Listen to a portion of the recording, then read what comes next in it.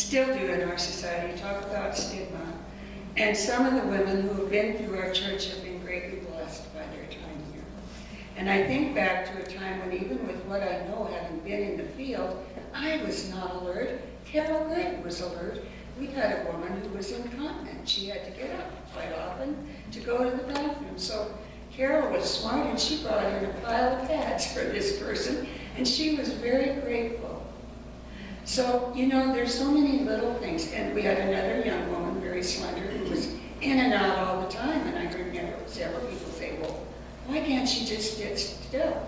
She cannot sit still. She has a physical condition that would not allow her to do that.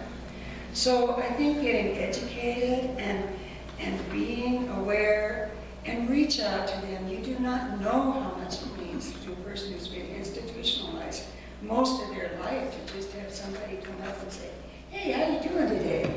You know, and I guess I'd like to see more of our women be more involved in some of the things we used to do, like spend one-on-one time with them, taking them somewhere, or teaching them how to knit, or whatever the interest is, taking special books. So that's my, you know, that's my platform that I have to stand on. But I want to thank you, Becky, because you've raised my awareness today. Just sit down and look at you eye to eye. I have not done it. Yeah, culpa.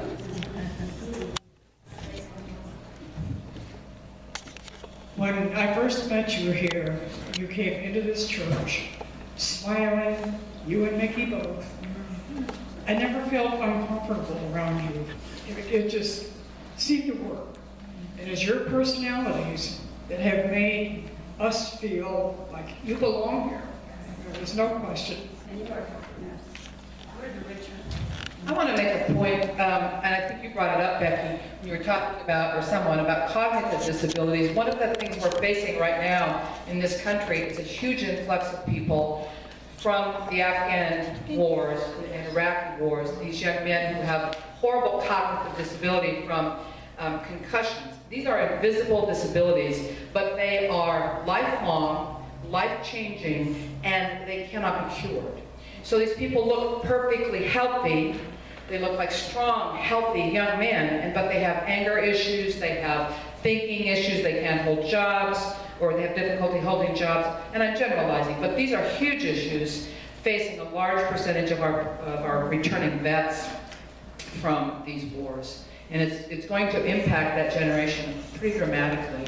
So big thing to think about when you're dealing with some guy and he says, I can't hold a job. You're thinking, well, are you lazy or what? No, you may have really a significant disability. I want to make a comment to something Becky taught me or told me as our friendship developed. And she said, well, you know what happens when you're dealing with walkies, I think was the term you called me.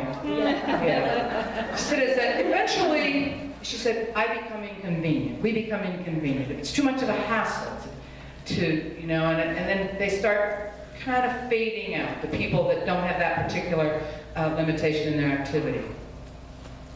So now I tease her, I tell her, I don't know, you might be getting inconvenient.